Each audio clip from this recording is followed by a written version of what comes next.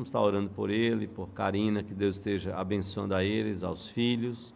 Vamos orar ao Senhor, vamos curvar a nossa fronte, logo após o pastor Williams possa ficar muito à vontade no nosso meio, é a sua igreja, e possa nos trazer a palavra de Deus, que Deus colocou no seu coração para as nossas vidas nesta noite. Há ainda alguns lugares lá em cima, na galeria, os diáconos poderão estar instruindo e orientando aqueles que porventura estejam chegando. Vamos orar. Pai Santo, nós te bendizemos e adoramos o teu nome, pela bênção do Senhor na nossa vida. O Senhor é o nosso pastor e nós não temos falta de nada. O Senhor é tudo nas nossas vidas. Te louvamos, ó Deus, pelos pequeninos. Ajuda-nos a ensinarmos na tua palavra esta grande, tão preciosa e essencial verdade.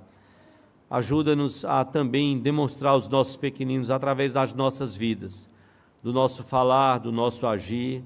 Ajuda-nos a ensiná-los quem é o nosso pastor, quem é o Senhor da nossa vida, que precisa ser o teu Filho Jesus, para que enfrentemos as intempéries, as lutas, as dificuldades e também celebremos as bênçãos do Senhor sobre cada um de nós e a salvação em Cristo Jesus, o bem mais precioso. Podemos estar por toda a eternidade, por tua graça e misericórdia, na tua presença, Senhor. Pedimos, ó Deus, a tua bênção, que o Senhor possa, através do teu Espírito Santo, o Senhor possa usar cada professora, cada professor, falando aos nossos pequeninos, bem como o Senhor usa o teu servo, pastor Williams, naquilo que o Senhor colocou no seu coração, para nos trazer nesta noite a palavra do Senhor.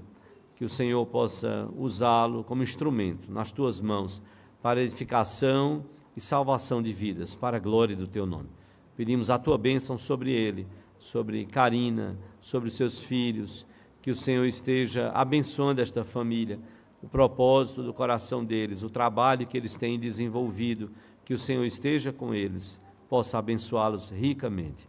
Te oramos assim, Pai, no nome de Jesus e para a glória dele, hoje e sempre. Amém, Senhor. Muito bem, queridos, graça e paz a todos, amém? Boa noite. Dizer que é uma alegria muito grande estar aqui com vocês sempre que eu venho aqui, eu tenho lembranças maravilhosas. Estava conversando com o Zé agora há pouco aqui, e a gente relembrando alguns momentos, um louvor tão gostoso, mas quem não lembra do presbítero Vasconcelos, aqueles que são mais antigos vão lembrar bem, que ele dizia assim, se entrar uma bateria por uma porta, eu saio pela outra, não é? E depois a bateria entrou, foi tudo bênção, para a glória de Deus. Como é bom a gente poder relembrar momentos gostosos. Aqui eu comecei a minha vida ministerial, as lembranças são maravilhosas. Foi através de Bill, que está lá atrás, Gilson, Cleiton e Fubá, que é o pastor das graças hoje, Sávio, que eu conheci o Evangelho, né? Eles sempre falavam para mim, e eu dizia, não quero.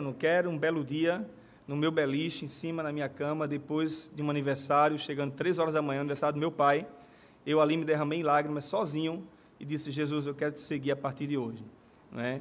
E a partir dali, então, a caminhada foi aqui na IPE, e são momentos maravilhosos, porque foi aqui que eu fui discipulado, foi aqui que eu fui impactado com a obra missionária, e hoje tudo que eu construí nessa perspectiva de missões, mestrado, pós e plantação de igreja, e por onde passei focando nisso, é fruto daqui, é fruto do cultinho lá da Dona Eliane, é fruto dos cultos missionários dessa igreja, né? E como é bom relembrar isso. E foi aqui também que eu achei a mulher da minha mocidade, né? E a Karina, que ao Vrito dizia o tempo todo para mim, Gugu, larga o osso. Karina era magrinha, né? E largo o osso, e eu não larguei até hoje, irmãos, eu não larguei, é a mulher da minha vida, eu louvo a Deus pela vida dela, a gente construiu um ministério juntos, né? E seu José e Dona Aldira são exemplos para nós, e ele sempre fala isso, né? Eu sou o que sou porque minha mulher me faz ser assim, e eu digo isso para minha esposa também, a mesma coisa, né? Então é muito bom. Lembrando do seu José e Dona Aldira, nós somos reformados, né, irmãos? E igreja reformada, a gente não faz personificação no culto, a gente não adora pessoas no culto, mas a gente tem os momentos de gratidão, sim, e como isso é gostoso, como isso é prazeroso para a vida da igreja, principalmente porque nós temos bons exemplos em nosso meio, né? E seu José, de fato, ele é um exemplo muito grande para a minha vida. E eu estava pensando e orando, dizendo, Deus, o que é que eu vou falar nesse culto, né? Qual é o texto que o Senhor vai me dar para expor nesse culto? E só me via à mente o Noé. Não porque Noé teve 950 anos e São José vai chegar lá, porque ele não vai chegar, ele morreu com isso. Mas, São José, desculpa, mas o senhor não vai chegar a 950, eu acredito que não, viu? Mas vai chegar um pouquinho mais. Se Deus quiser, bem mais, vai estar com a gente ainda. Mas, assim, o Noé, ele traz exemplos fantásticos para a vida da gente, e eu queria ser como Noé. Eu quero ser como Noé. Esse é o tema de hoje que eu quero compartilhar com você, está no boletim. Eu quero ser como Noé, um tema simples, mas eu quero que você observe a vida de Noé, e eu queria trazer uma mensagem hoje focada na família, para maridos, esposas, filhos, e eu gostaria de ser como Noé. Talvez você esteja estranhando, dizendo assim, bom, mas a gente deveria ser como Jesus. Claro, Jesus é o nosso Senhor, nosso Salvador, é o Deus, é o Criador, mas não há problema a gente pegar bons exemplos na palavra de Deus e a gente tirar lições preciosas para as nossas vidas. O próprio apóstolo Paulo ele vai dizer isso, sede meus imitadores, como eu sou de Cristo. Então não há problema de você querer ser também como Noé, como eu também quero, tá bom? Então abra a sua Bíblia, por favor, Gênesis capítulo 5. Gênesis capítulo 5.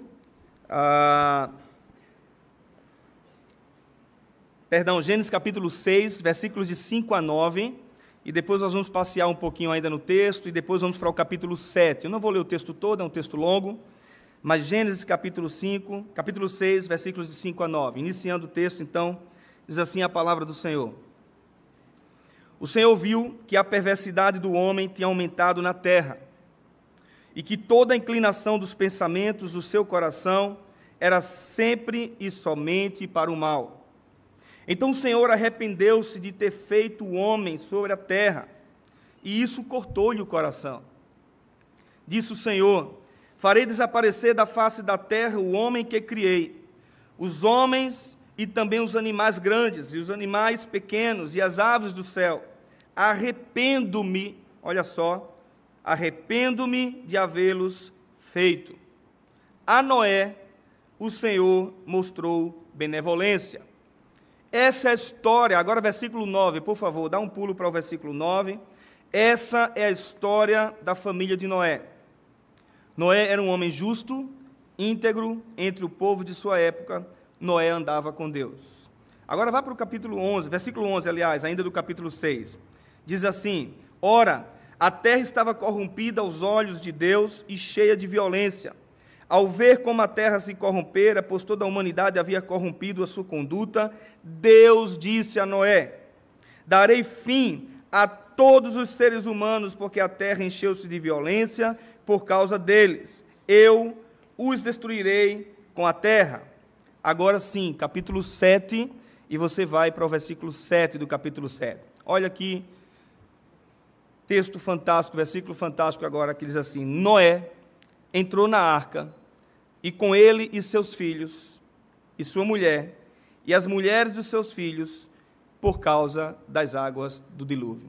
Vou repetir, Noé entrou na arca. Ele entrou sozinho? Sim ou não? Com quem ele entrou? Com a mulher. E ele entrou com os filhos, eram homens, e entrou com as noras. Ele não entrou sozinho na arca. Vamos orar? Feche seus olhos. Eu quero ser como Noé. Pai amado, na tua presença, nós nos encontramos nessa hora. Nós reconhecemos, ó Deus, o quanto nós somos falhos, o quanto nós necessitamos da tua graça, da tua misericórdia, do teu perdão, do teu amor. Ó Deus, que nessa hora, Pai, possamos nos desprender de qualquer coisa que nos atrapalhe de ouvir o que o Senhor quer dizer a nós.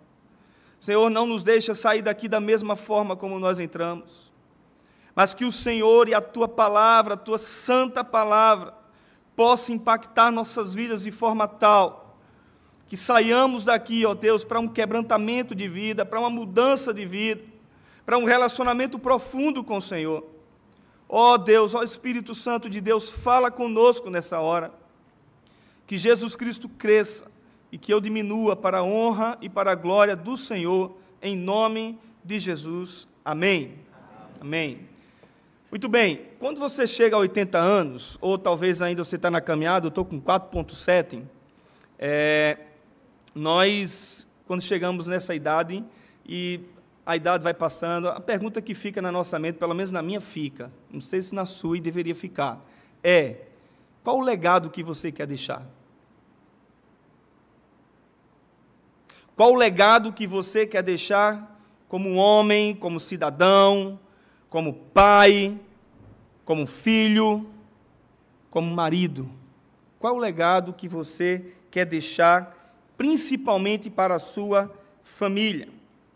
Preste bem atenção, a história de Noé, ela aparece no texto sagrado, do capítulo 6 de Gênesis ao capítulo 10 de Gênesis, né? A gente vê ali, então, a história contada sobre a vida de Noé, sobre a família de Noé, toda a narrativa sobre a vida desse homem.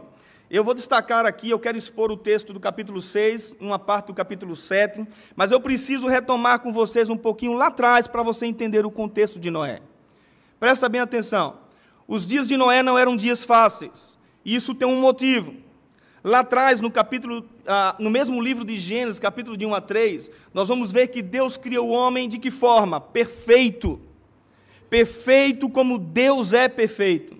Deus criou o homem santo, como Deus era santo e é santo, sem pecado. Deus ali então estabelece não apenas o homem, mas também traz a mulher para tornar uma só carne, e ali estabelece a família. Depois ele diz, cresçam, multipliquem, povoem a terra, ou seja, a ideia aqui é de procriação, a ideia aqui é de gerar filhos que geram netos, mas vem os netos, bisnetos e assim sucessivamente.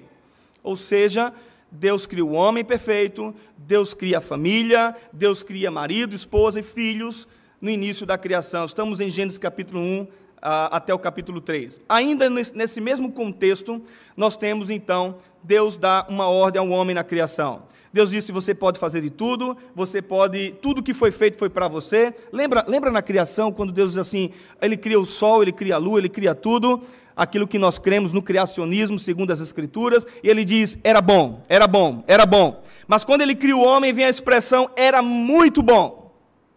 Porque o homem é o ápice da criação de Deus, e tudo que foi feito foi para o homem. Deus é maravilhoso, Ele fez tudo para nós. Mas Deus apenas pediu uma coisa ao homem, Ele disse, olha, não toca nisso aqui, porque no dia em que você tocar, você vai morrer. No dia em que você tocar, você vai deixar de ter a vida plena e eterna. Você vai morrer. Essa morte, eram 3 tipos de morte, segundo as Escrituras Sagradas de Gênesis e Apocalipse. A morte física, morte espiritual e morte eterna. Eu vou inverter aqui, morte espiritual, morte física e morte eterna. Ou seja, o homem não foi criado para a morte, é por isso que nós não sabemos lidar com a morte. Você não foi criado e eu para a morte, nós somos criados para a vida. E então ali o homem morre, e o homem passa a estar morto longe de Deus enquanto em vida, e depois dessa vida, eternamente. Essa é a consequência do pecado. Mas não para por aí. A gente vai observar também, dos capítulos 4 a 5, que o pecado, então, adentrou na humanidade, e todos, como diz Romanos 6:23, 3:23, o salário do pecado é a morte, todos os pecados separados estão da glória de Deus, ou seja, todos pecaram. Fizemos um batismo hoje aqui, e as crianças, elas já nascem no pecado, segundo as Escrituras. Nós nascemos no pecado. E então, capítulo 4 ao capítulo 5, a raça humana é contaminada pelo pecado. Depois, no capítulo 6, e agora sim, nós entramos no nosso texto. Nós vemos os primeiros versículos que eu não li, nós vemos a corrupção do gênero humano. Diz o texto que a humanidade estava completamente corrompida, e a nossa teologia reformada vai chamar isso de depravação total. Todos nós estamos depravados na nossa natureza, a nossa inclinação é para fazer o que não é bom, fazer o que não é correto, nós somos tendenciosos a fazer o mal o tempo todo. E aí, meus amados irmãos, nós vemos aí no capítulo 6 a multiplicação da corrupção, e nós vemos então a justiça de Deus sobre o pecado. Você sabe aquela coisa que a gente fica sempre na ideia de Deus, paz e amor? Deus, paz e amor? E a gente faz o que bem quer da vida, e a gente esquece que Deus tem uma coisa chamada justiça nele. No caráter de Deus existe o amor, mas existe a justiça. E Deus não tolera o pecado. E o resultado disso, então, é que Deus diz que vai destruir toda a humanidade com água. E aí, então, resolve Deus, na sua soberania, na sua graça, na sua misericórdia, salvar a família de Noé. Salvar alguns. Por que Deus fez isso? Quando você chegar no céu, você pergunta a Ele. Tá bom? Mas na sua graça e misericórdia, Deus resolve salvar a família de Noé. E diz então, capítulo 7, versículo 7, esse é o texto-chave: Noé entrou na arca, e não somente ele, entrou seus filhos, as mulheres dos seus filhos, por causa das águas do dilúvio. Por que Deus resolve salvar Noé e a sua família? É graça, irmãos. Graça é um favor que eu não mereço, você não merece nada, nem eu. É um favor imerecido, Deus derrama sobre nós a sua graça na pessoa de Jesus Cristo, para nos reaproximar de Deus. A arca e o dilúvio é uma tipologia da condenação e da salvação de Deus em Cristo Jesus. Noé é um tipo de Cristo, segundo o Antigo Testamento. E Deus teve, então, benevolência de Noé, assim como Ele teve de cada um de nós. Entende? Ou seja, o dilúvio é uma analogia da história, de uma comparação do homem caído no pecado, da justiça e da salvação de Deus. Mas preste bem atenção numa coisa. Por que Deus resolve salvar a família de Noé? Porque Ele era bom? Porque Ele era justo? Porque Ele era íntegro? Como diz o texto? Não. Deus resolve salvar a família de Noé por pura graça e misericórdia, senão as Escrituras, elas se contradizem, e a Bíblia não se contradiz em tempo algum.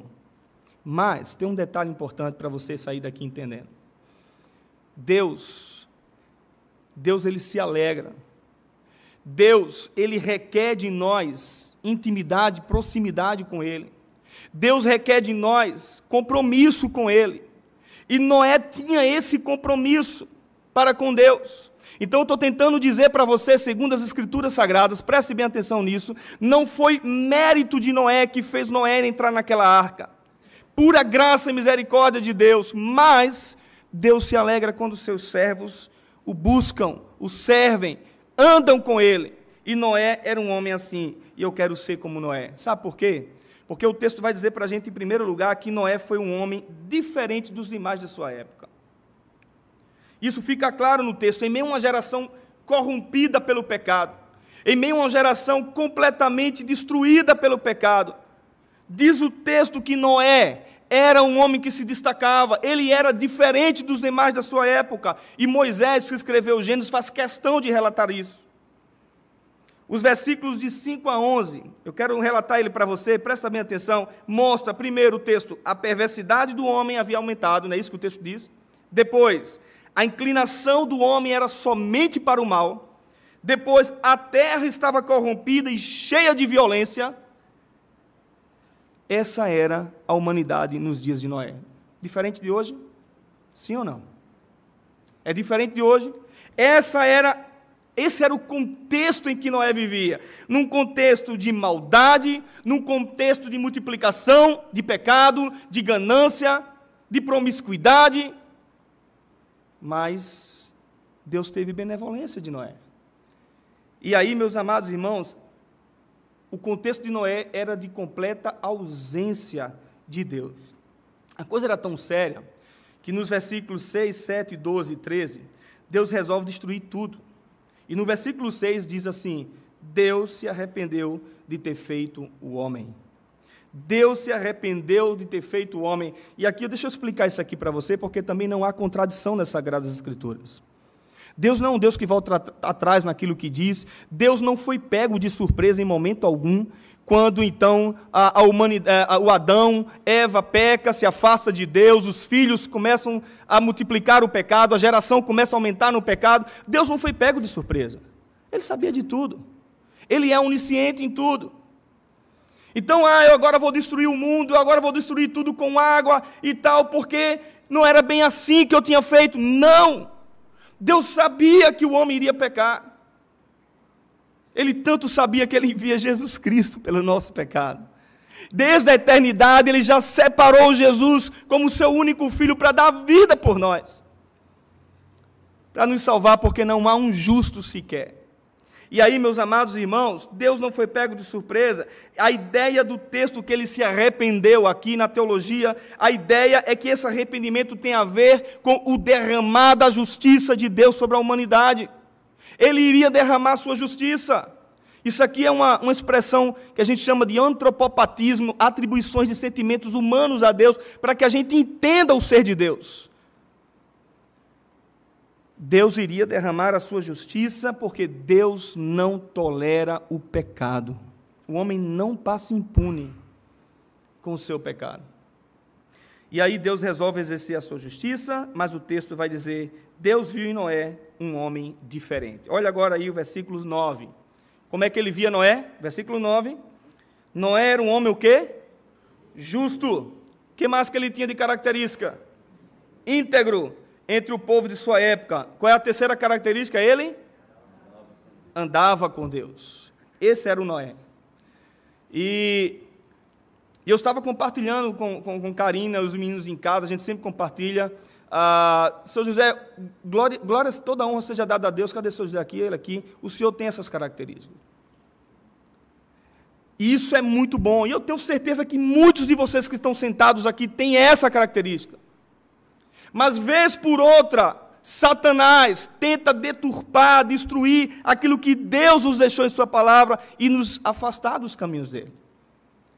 Deus viu isso em Noé, ele se destacava por ser um homem justo. E a ideia de justo aqui no texto hebraico é um homem direito, é um homem correto naquilo que faz.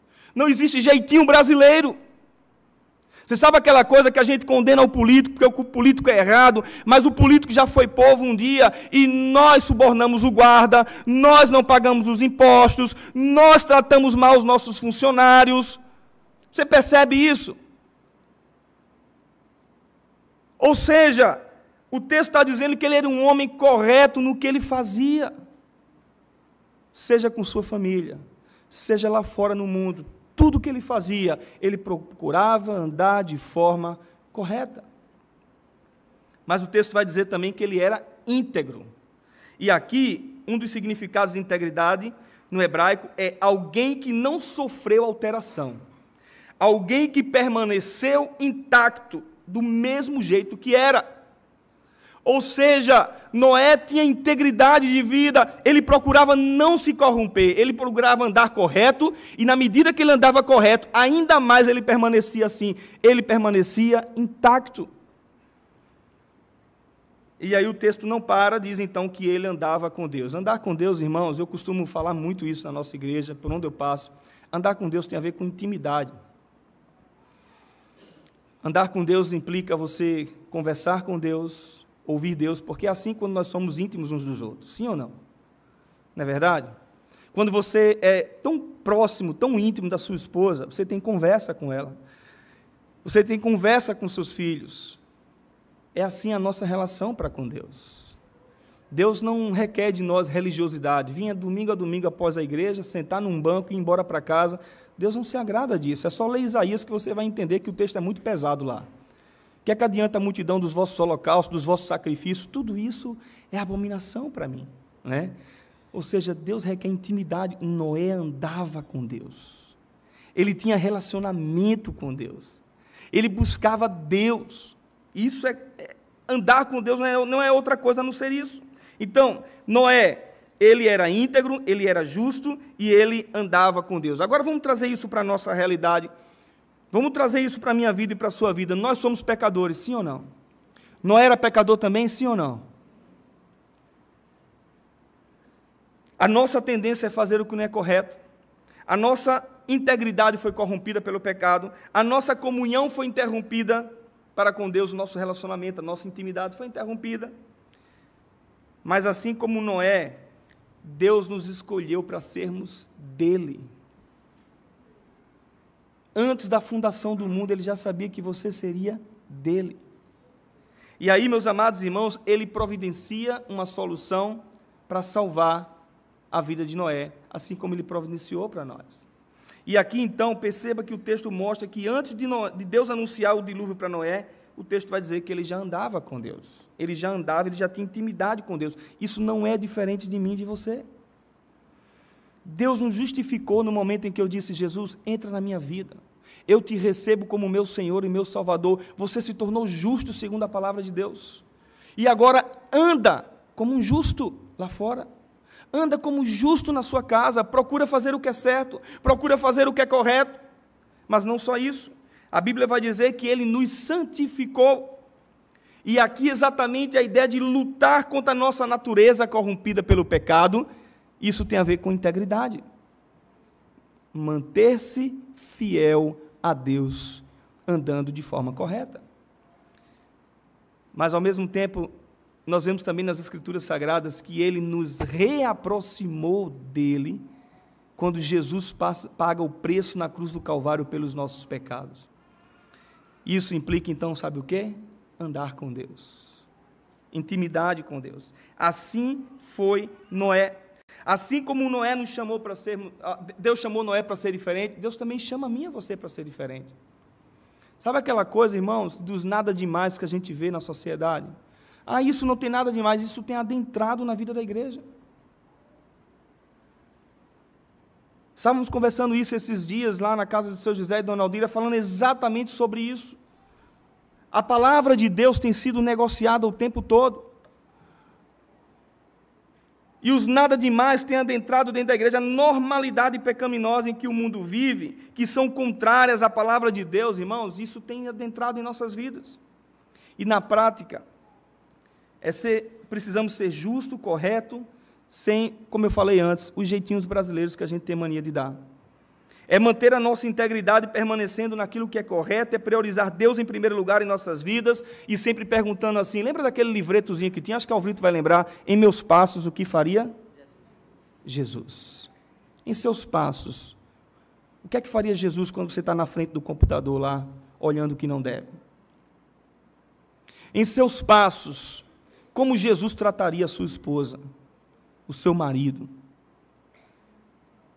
Em seus passos, jovens, como você responderia, como Jesus responderia o pai, a mãe, claro, Jesus, Maria, mas ali na ideia de não pai Deus, mas Maria, no contexto dele ser o filho de Maria ali no dia a dia. Como ele responderia? Com respeito, com amor, com carinho. Trocando em miúdos, o padrão do mundo sobre casamento não é o seu padrão. O padrão do mundo sobre criação de filhos não é o seu padrão. O padrão do mundo sobre família não é o seu padrão. Sabe por quê, irmãos? Porque o nosso padrão é o que está aqui na palavra de Deus. Ela é a nossa regra de fé e prática. Ou eu brinco de ser cristão, ou eu sou um cristão verdadeiro. Ou eu sigo a palavra de Deus.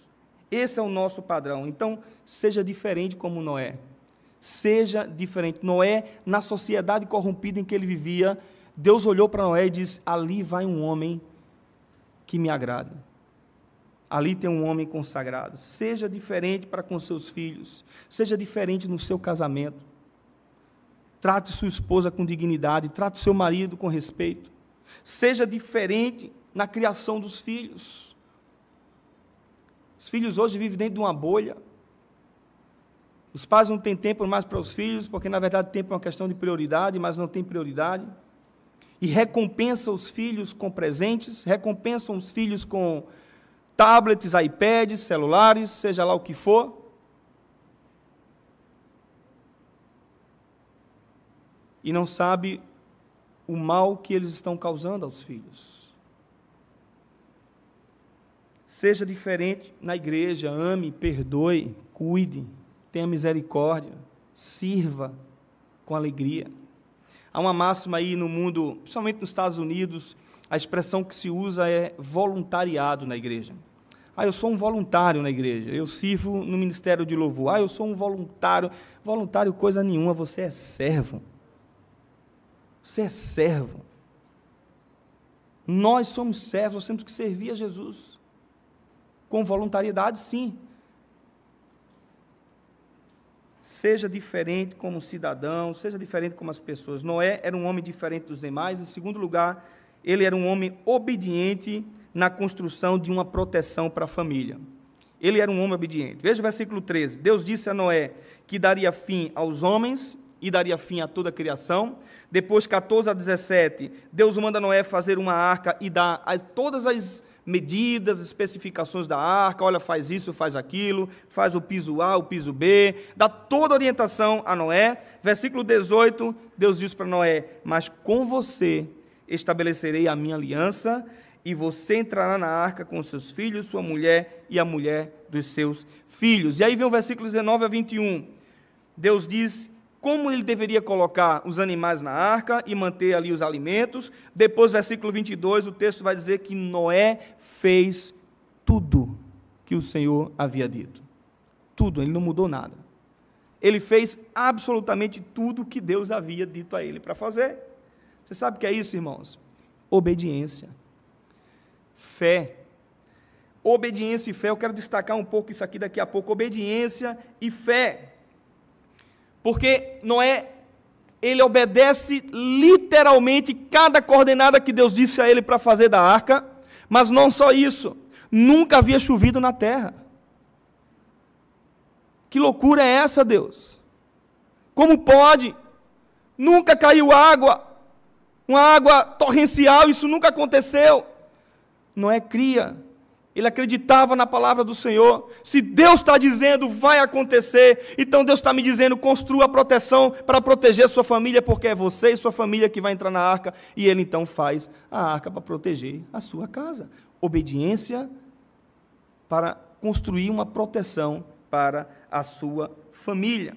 E aí ele cumpre, arrisca tudo, literalmente tudo. Meus irmãos, isso não é diferente para conosco. Isso não é diferente para conosco. Se você quer saber sobre casamento, está aqui, ó. Se você quer saber como você cria os filhos, está aqui. Se você quer saber como você lida com patrão e empregado, está aqui. Se você quer saber como lida com os governantes, está aqui. A Bíblia é o nosso manual de regra e fé e prática. Deus disse a Noé, faça isso, faça aquilo. Todas as palavras de Deus para Noé, ele fez, ele obedeceu.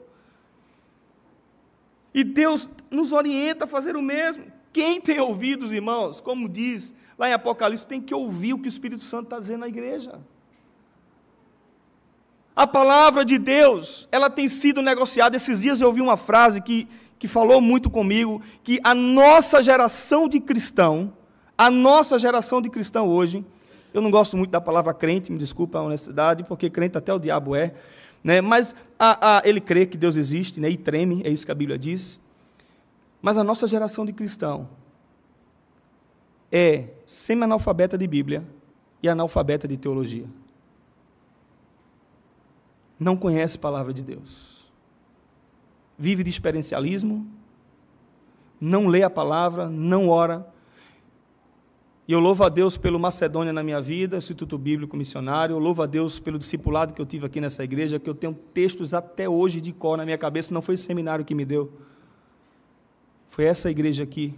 E foi quando eu fui para o Macedônia. Toda sexta-feira eu tinha que relatar capítulos e capítulos da Bíblia para o Deão do Macedônia. A gente fazia disputas aqui de adolescentes e jovens, UPA e UMP, de gincana bíblica, e era pau a pau. E a gente sabia dizer tudo, sabia responder tudo, e a geração de hoje não conhece Bíblia.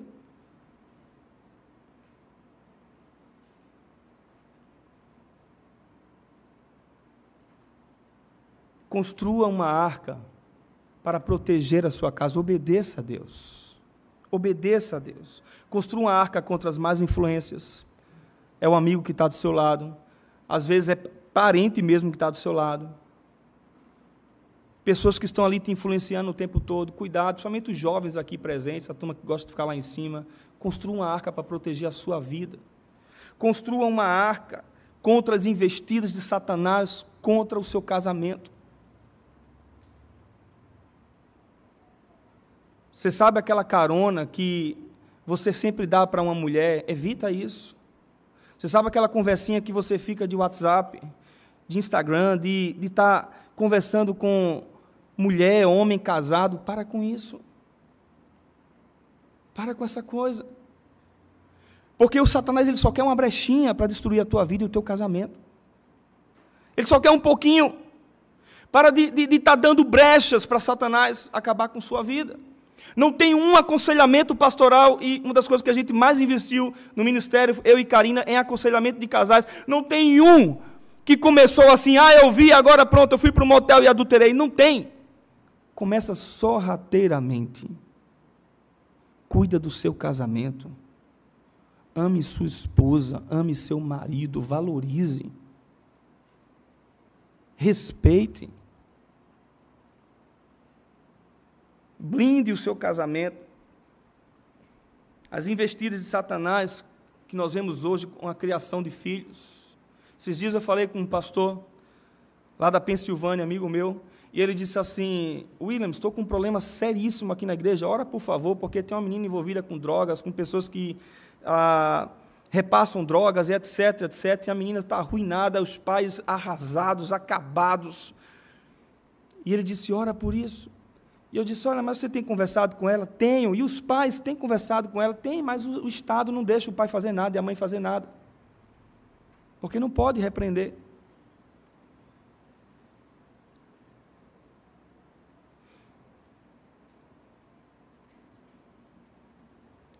Cuide da sua casa, cuide dos seus filhos. Ame seus filhos, oriente seus filhos, repreenda-os em amor. Exorte-os em amor. Construa uma arca da gentileza, do perdão, da misericórdia, do amor. O dilúvio está para chegar, irmãos. E o que é que nós temos feito? Aí a pergunta, então, é: tudo bem, ok, eu preciso construir uma arca para proteger a minha família. Como é que eu construo isso? O que é que eu tenho que fazer? Não tem fórmula mágica. Não tem. Leia a palavra com seus filhos, ensine a palavra de Deus aos seus filhos. Qual foi a última vez que você fez um culto doméstico na sua casa? Qual foi a última vez que você orou com seus filhos? Qual foi a última vez que você orou com sua esposa? Ensine a palavra de Deus, ore, corte o mal pela raiz, leia a palavra, não negocie a palavra de Deus. Noé era um homem diferente dos demais. Segundo, Noé era obediente na construção de uma proteção para a família. E terceiro, Noé era um homem que influenciou a sua casa. Irmãos, uma vez no mestrado, um professor, ele disse que estava fazendo o doutorado dele nos Estados Unidos, e ele disse que ele viu um cartaz, e o cartaz era assim: Noé, o maior missiólogo de todos os tempos, e quem ia pregar era o Billy Graham. E ele disse: Noé, o maior missiólogo de todos os tempos? Como assim? E ele foi para a pregação, e aquilo que a gente já sabe, ele foi o maior missiólogo porque ele salvou a sua casa. Ele iniciou o processo salvando a sua família, fazendo sua família entrar na arca. E aí, meus amados irmãos, perceba no texto, e eu quero encerrar com isso, que o texto especifica de forma bem clara, bem explícita mesmo, as qualidades de Noé, mas não mostra as qualidades da família de Noé. Sim ou não? Não é verdade? Eu acho interessante que o texto inicia dizendo assim: essa é a história da família de Noé. Aí depois vai falar das qualidades de Noé. Esquece a família. Não esquece a família. Se você ler com bastante atenção, você vai entender que o texto vai mostrar, irmãos, no capítulo 7, versículo 7, que a família de Noé entra na arca com ele. A mulher, os filhos e a esposa dos filhos. E, meus amados irmãos, para mim isso é suficiente, não de forma explícita no texto, mas por inferência, que Noé fez a diferença na vida da sua família. Pelo menos, no mínimo, seus filhos entraram na arca por respeito ao pai, por obediência ao pai, no mínimo. Irmãos, a impressão que dá aqui é que Noé foi exemplo de vida para sua esposa e seus filhos, e as noras. A impressão que o texto nos dá, eu não consigo imaginar aqui, eu não consigo Noé construindo uma arca sozinho, eu não consigo imaginar isso. Até mesmo pela cultura. A cultura na época é que os filhos ajudavam os pais. Eu fico imaginando toda aquela família, um pegando um pedaço de madeira, o outro pegando lá o prego, o outro pegando a cola, e vamos colar, e o outro faz o primeiro andar enquanto um está fazendo a comida, e eles estavam construindo a arca juntos. Eu não consigo, pelo aspecto cultural que a gente sabe da época, e do contexto bíblico, os filhos obedeciam os pais, os filhos seguiam o exemplo do pai, os filhos faziam o que os pais falavam para eles. Mas não só isso. O patriarcalismo era tão forte que os filhos viam nos pais que eles temiam a Deus. E eles seguiam o exemplo. Você entende isso? Você percebe a seriedade disso? Olhava para o pai e dizia assim: ali vai um homem de Deus, ele escuta Deus, ele anda com Deus, ele é íntegro, ele é justo, e eu quero ser como meu pai. Eu quero ser como ele. Meus amados irmãos, eles fizeram isso na contramão do sistema. Porque eu volto a dizer, nunca havia chovido na terra a não ser de baixo para cima, a terra era regada de braço para cima, segundo os historiadores.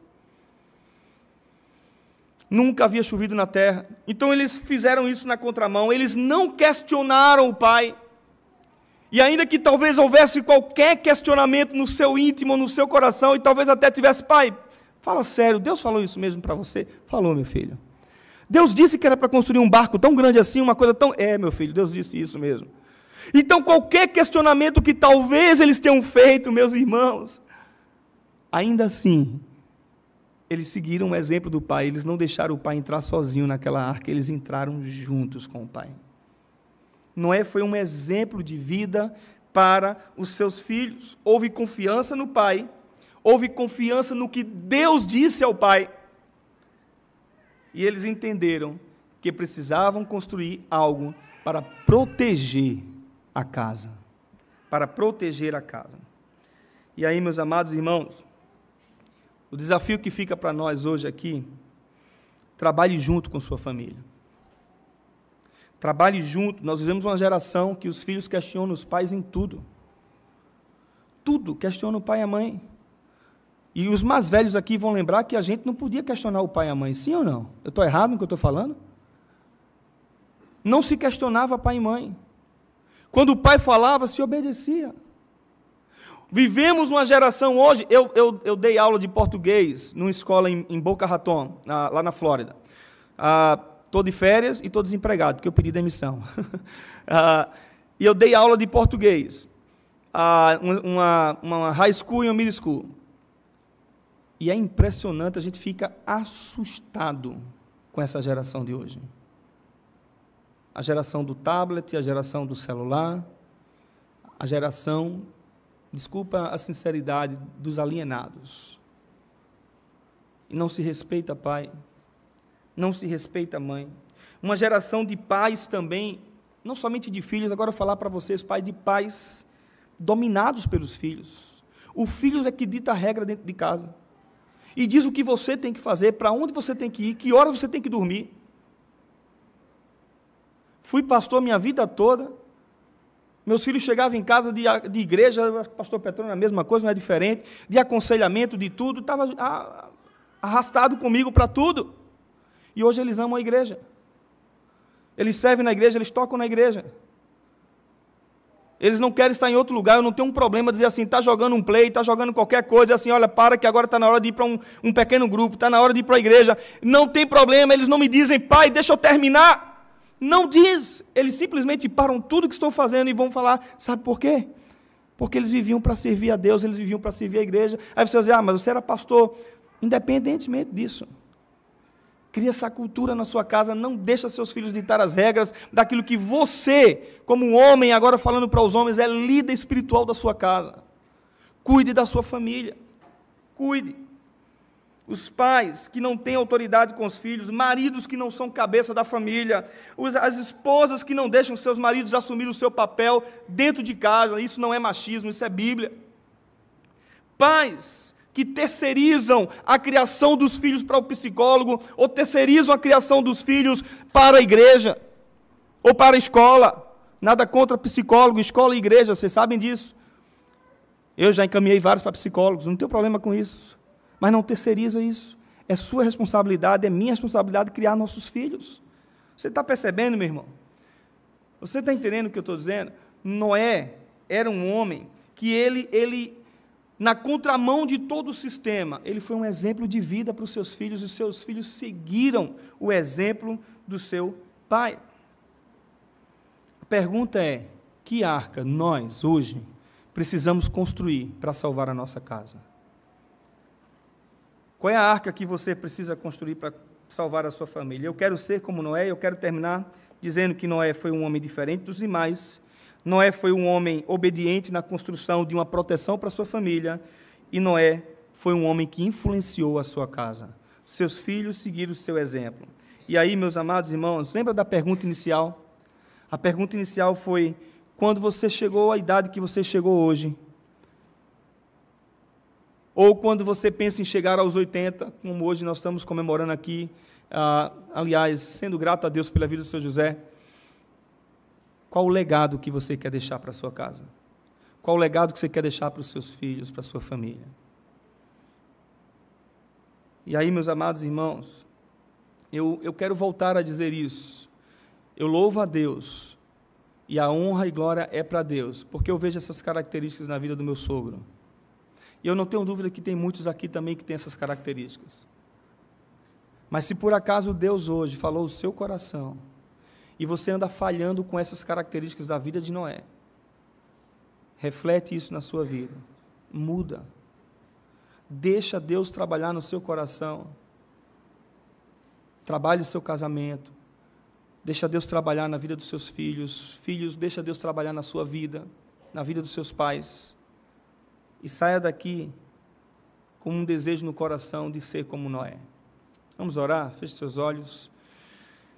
Pai amado, eu te louvo, ó Deus, porque talvez o texto poderia ter sido um texto de gratidão, um texto para falar de coisas bonitas, maravilhosas, mas, Senhor, ao ver um homem que se dedicou à esposa, se dedicou aos filhos, e que é exemplo para todos nós,